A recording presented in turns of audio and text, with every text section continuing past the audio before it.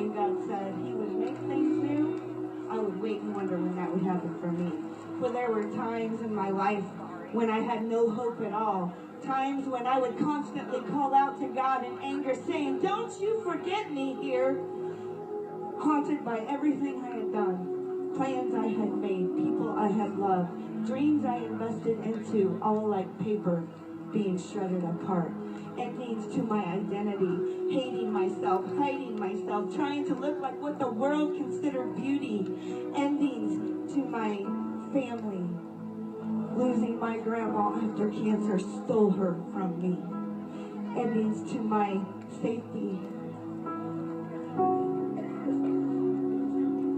Endings to my safety. Losing my security after what an abusive man did to me and took from me.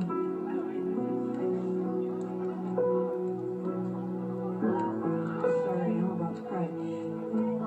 Endings to all I thought I could be, whether it was missed opportunities, loved ones leaving, or the day the doctor said that cancer had invaded my skin. Finally, I just grew tired of it. Pile of endings was overwhelming. And quite frankly, I was not built for this. Exhausted from carrying the pain all alone, becoming a person I didn't want to know, I said, "God, what can you do with this? I'm flawed, I'm broken, hope has left me disappointed. You're going to have to be in charge of this." And God, he did not seem scared off by this.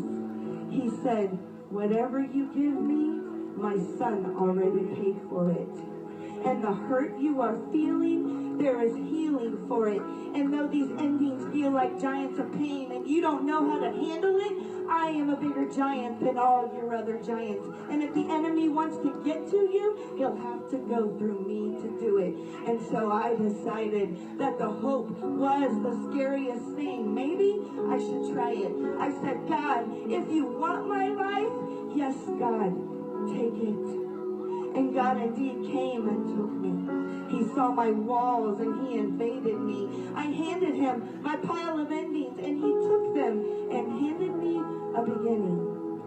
He said, "I am the God of the resurrection. I've seen where you've been. And just as I rose Jesus to life, you too are able to begin again. I am the God of the beginnings. I heal things. I start things. I use things. And through you, I can do all new things."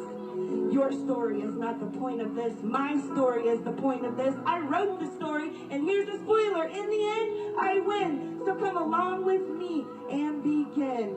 Life won't be perfect, but there is joy at the end of it. And this I have promised you, so you can hold me to it. So I have taken God up on this. I've allowed him into my mess to teach me how to hope again, bring people into my life and show me how to love again. And there are no bullet points to this. There is a lot of fumbling, a lot of waiting, a lot of surrendering, a lot of saying no to the things cluttering my hearing. There was a lot of trust in this, and honestly, I'm not done in this. But now I know there are beginnings. Now I know what he said of me. Now I know what he's done for me, because I was there when he came from me. And I remember who I was then and who I am now. And I can stand here today and testify. I was here, and then he brought me through it. So I can testify to it, because I've seen him do it. He makes all things new.